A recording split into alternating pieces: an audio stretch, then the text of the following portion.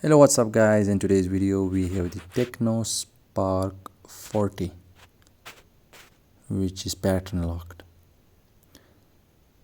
Let's unlock this pattern with the hard reset.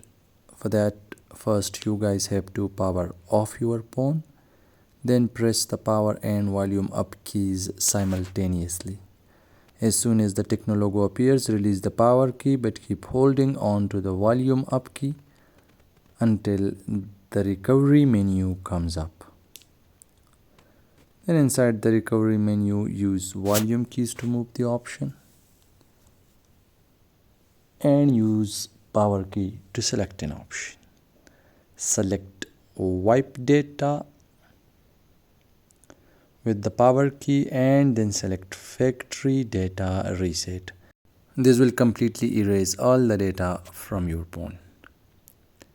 As you guys can see at the bottom, the data wipe has been completed. After that, select reboot system now. After the reboot, your phone will take some time to load up, so you guys have to wait for it. Then when the phone finally turns on, tap on start, move forward, set up your phone, and after completing this setup, you guys will be able to use your phone again while the pattern or password that was set up previously now has been removed.